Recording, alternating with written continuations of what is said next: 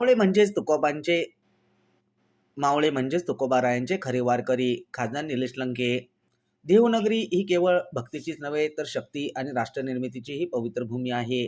याच भूमीत संत तुकाराम महाराजांच्या विचारातून छत्रपती शिवाजी महाराजांनी स्वराज्याची संकल्पना साकारली. शिवाजी महाराजांचे मावळे हे तलवारीचे शिलेदार होण्याआधी तुकोबारायांचे निष्ठावंत वारकरी होते. आदी वारकरी म्हणून घडलेले हे मावळे पुढे स्वराज्याचे कर्ते झाले, असे प्रतिपादन खासदार निलेश लंके यांनी 24 जानेवारी रोजी दुपारी 5 वाजता केले आहे. असे प्रतिपादन खासदार निलेश लंके यांनी 24 जानेवारी रोजी दुपारी 5 वाजता केले आहे. आपला मावळा सामाजिक संघटनेच्या वतीने देहू येथे राबवण्यात येत असलेल्या स्वच्छता आणि वृक्षारोपण मोहिमेच्या प्रारंभी प्रसंगी खासदार निलेश लंके बोलत होते.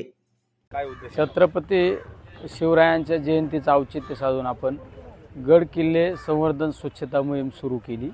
किल्ले शिवनेरी या ठिकाणावरून आज ही 13वी मोहीम जरी देहू या नगरीमध्ये होत असेल, ठीक आहे. आमचं उद्दिष्ट आहे की महिन्यातला एक दिवस छत्रपती शिवरायांसाठी ज्या राजांनी गड किल्ले उभे केले त्या राजांचा आजही विचार प्रत्येकाच्या मनामनात राहिला पाहिजे, ही भावना यामागं महत्त्वाची आहे.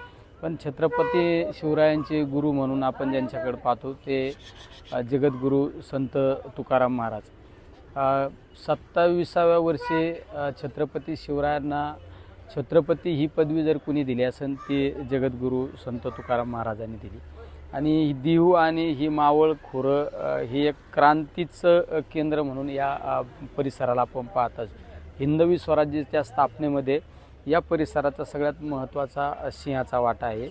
आणि छत्रपती शिवरायांच्या ह्या सगळ्या गोष्टींमागे तुकोबांचा एक महत्त्वाचा आशीर्वाद नेहमी असायचा. ही नगरी आणि तुकोबा आणि शिवराय हे भक्ती शक्तीचं नातं होतं. आणि त्यामुळं आज ह्या देहू नगरीमध्ये आम्ही ही मोहीम या ठिकाणी घेतलेली आहे. शिवाजी महाराजांचं नाव घेतल्याशिवाय या देशात राजकारण होत नाही. त्यांचा जर ठेवा आहे या देशातला, एवढं मोठे गडकोट आहे, कुठेतरी दुर्लक्ष होत आहे सरकारचं या सगळ्या गडकोटांवर. 100% दुर्लक्ष होतं आहे. आज आपण पाहिलं महाराष्ट्रात नाही पूर्ण देशामध्ये राजकीय कार्य असू, सामाजिक असू, धार्मिक कार्य असू, त्यामध्ये छत्रपती शिवरायांचं नाव घेतलं जातं. पण त्याच छत्रपती शिवरायांनी जे गडकोट किल्ले अभेद्यपणे उभे केले त्या गडकोटांची आज दुरावस्था आपल्याला पाहायला मिळत आहे. जर ते गडकोट जे किल्ले आजही अभेद्य राहिले तर तेच छत्रपती शिवरायांचे विचार प्रत्येकाच्या आज मनामनात राहतील. जोपर्यंत चंद्र सूर्य आहे तोपर्यंत हे छत्रपती शिवरायांचे विचार राहिले पाहिजे. कारण अखंड हिंदुस्थानामध्ये एकमेव राजा असा होऊन गेला, तो 18 पगड जाती धर्माला घेऊन चालणारा राजा म्हणजे छत्रपती शिवराय. पहिलं अष्टप्रधान मंडळ जर कुणी काढलं असेल ते छत्रपती शिवरायांनी. आज पाहिलं असं आपण पाहतो की देशातलं मंत्रिमंडळ असो, राज्यातलं मंत्रिमंडळ, पण ह्या सगळ्या गोष्टींचे संस्थापक छत्रपती शिवरायामध्ये होते. म्हणजे दूरदृष्टी असणारा राजा. त्या राजांसाठी आपण बऱ्याच वेळा राजकीय माणसं फक्त टीका टिप्पणी करतात की सरकारने हे केलं पाहिजे ते केलं पाहिजे. टीका टिप्पणी करण्यापेक्षा आपण एक ठिणगी म्हणून काम केलं पाहिजे. ह्या भावनेतून आम्ही आपला मावळा या नावाची एक संघटना स्थापन करून त्या संघटनेच्या माध्यमातून प्रत्येक गडावर जायचं, किल्ल्यावर जायचं, स्वच्छता करायची, त्या ठिकाणची डॉक्युमेंटरी करायची आणि केंद्र सरकारला त्या निधींच्या संदर्भात मागणी करायची. शिवरायांच्या गडांवर जाता तुम्ही, शिवरायांच्या गडांवरती जाताय, देहू नगरीत आलाय, काय ऊर्जा मिळते, काय नेमक्या भावना आहे? ही वेगळी ऊर्जा आहे. छत्रपती शिवरायांच्या ज्या ठिकाणी गडकोट उभे केले हे आपल्या सर्वांसाठी एक स्फूर्तिस्थान आहेत, हे प्रेरणास्रोत आहे. त्यामुळं ते प्रेरणास्रोत आजही अभेद्यपणे राहिले पाहिजे. त्या गडकोटांना टिकवण्यासाठी खासदार म्हणून काय पाठपुरावा असतो? शेवट आम्ही ज्या गडकोटावर जातो, स्वच्छता करतो, संवर्धन थोड्याफार प्रमाणात जरी करत असतो, वृक्षारोपण असो, त्या ठिकाणी डस्टबिन असो, बाकडे असो, पण हे सगळं करत असताना आम्ही त्या किल्ल्यांवरली एक डॉक्युमेंटरी तयार करतो. या किल्ल्यांसाठी काय शासनाची मदत आवश्यक आहे, कशा पद्धतीने शासनाने मदत केली पाहिजे, ही मागणीसुद्धा आम्ही नेहमी त्या ठिकाणी करत असतो. तुम्ही पाहिलं असेल मागच्या केंद्राच्या अधिवेशनामध्ये सुद्धा मी मागणी केली की माझ्या छत्रपती शिवरायांच्या गडांसाठी, किल्ल्यांसाठी भरीवाशी निधी मिळाली पाहिजे. देहू नगरीत आपण स्वच्छता अभियान राबवत असताना या महाराष्ट्राच्या जनतेला काय संदेश देणार? या ठिकाणी स्वच्छता राबवत असताना महाराष्ट्रातल्या जनतेला हेच सांगू इच्छितो की आपण सुद्धा एक ठिणगी म्हणून काम केलं पाहिजे. आपल्या परिसरातील किल्ल्यांवर गेलं पाहिजे, ते किल्ले स्वच्छतासाठी आपण काम केलं पाहिजे. स्वच्छता करत असताना संवर्धनसुद्धा महत्त्वाचे असते, पण तुकोबांचे विचार प्रत्येकापर्यंत गेले पाहिजे. छत्रपती शिवरायांचे, माऊलींचे विचार गेले पाहिजे. कारण या भूमीमध्ये तुकोबा हे एक श्रीमंत कुटुंबातले होते, पण आपलं सगळं आपलं आयुष्य समाजासाठी खर्च केलं. आपला सगळा परिवार समाजासाठी दावणीला बांधणारे तुकोबा होते. आज त्या तुकोबांच्या नामस्मरण आपण करतो. त्यामुळे एक टक्का तरी आपण तुकोबांचे, छत्रपती शिवरायांचे विचार घेऊन चाललो पाहिजे. ज्या नगरीतून ही इंद्रायणी माई वाहते, देहू असेल, आळंदी असेल, मात्र या इंद्रायणी नदीचं तीर्थ म्हणून महाराष्ट्रातील, देशातील नागरिक याचं सेवन करत असतात. परंतु याला दूषित करण्याचं काम या भागामध्ये घडतं आणि याचा आवाज उठवण्यासाठी आपण काय प्रयत्न करतो? हा प्रश्न बऱ्याच दिवसापासूनचा प्रश्न आहे. माझी सरकारला आपणाद्वारे विनंती, या परिसरातील प्रत्येकाला विनंती की ही इंद्रामाई ही स्वच्छ राहिली पाहिजे. कारण याचं एक पवित्र तीर्थ म्हणून आपण घेत असतो आणि ते पवित्र तीर्थ वेगवेगळ्या ठिकाणी आलेला भाविक भक्त घेऊन जात असतो. त्यामुळं हे ठिकाण हे पवित्रच राहिलं पाहिजे.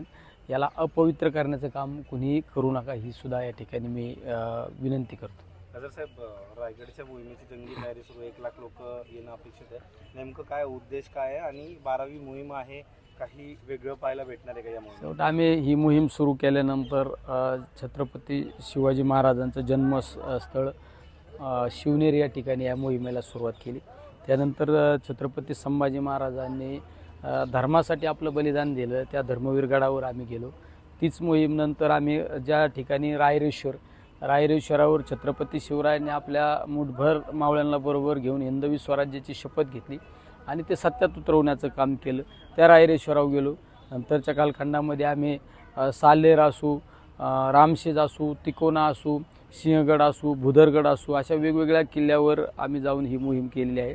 आम्ही 13वी मोहीम, ज्या 12 मोहिमा झाल्या त्या 12 मोहिमांची आम्ही एक पुस्तिका तयार केली आणि 13वी मोहीम घेत असताना आम्ही महाराष्ट्रातील ज्या लोकांनी, ज्या साधू संतांनी, कुणी शाहीर असू, महाराज मंडळी असू, वेगवेगळ्या धार्मिक ठिकाणी काम करणारे, आपले जागरण गोंधळी असू, पारंपरिक वाद्यवाले असू, या सगळ्यांचा एक सत्कार सोहळा त्या ठिकाणी ठेवणारे, ज्यांनी छत्रपती शिवरायांचे विचार घराघरापर्यंत पोचवण्याचं काम केलं, असे शिवशाहीर असू, व्याख्याता असू, अशा वेगवेगळ्या लोकांचा त्या ठिकाणी एक सत्कार सोहळा करणार आहे. आणि तो शिवसोहळा आपण एक 2 दिवसाचा शिवसोहळा करणार आहे. त्या शिवसोहळ्यासाठी कमीत कमी महाराष्ट्रातील एक 60 ते 70 हजार शिवभक्त उपस्थित राहतील, ही एक त्या ठिकाणी सांगू इच्छितो. काही प्रमुख पाहुणे येण्याची चर्चा सुद्धा आहे. हा कार्यक्रम आपले सर्वांचे नेते, देशाचे नेते, ज्यांनी खऱ्या अर्थाने छत्रपती शिवरायांच्या विचाराला प्रेरित होऊन काम केलं. छत्रपती शिवरायांचा एक कायम विचार असायचा, माझ्या शेतकऱ्याच्या शेतातील पिकाच्या देठाला सुद्धा हात लावला नाही पाहिजे, माझा शेतकरी हा सुखी झाला पाहिजे, ही भावना छत्रपती शिवरायांची होती. त्याच भावनेला प्रेरित होऊन आपल्या देशातील नेते, आपल्या सर्वांचं दैवत आदरणीय पवारसाहेबांनी सुद्धा शेतकऱ्यांसाठी इतकं अतिशय चांगल्या पद्धतीने काम केलं. कृषी मंत्री असताना कालखंडामध्ये आत्तापर्यंतच्या या केंद्राच्या इतिहासामध्ये सगळ्यात उत्कृष्ट काम करणारे कृषी मंत्री म्हणून जर कोण असेल ते पवारसाहेब असू. अशा वेगवेगळ्या क्षेत्रामध्ये पवारसाहेबांनी ज्या छत्रपती शिवरायांनी आरमार उभं केलं, इंग्रजांशी लढा उभा केला, त्याच पद्धतीने पवारसाहेबांनी संरक्षण मंत्री असताना सुद्धा एक मोठ्या प्रमाणात आपल्या देशामध्ये क्रांती घडवण्याचं काम केलं. अशा नेत्याच्या उपस्थितीमध्ये तो कार्यक्रम आपण घेत आहे. त्या कार्यक्रमासाठी देशाचे प्रधानमंत्री नरेंद्र मोदी सुद्धा येण्याची त्या ठिकाणी शक्यता आहे.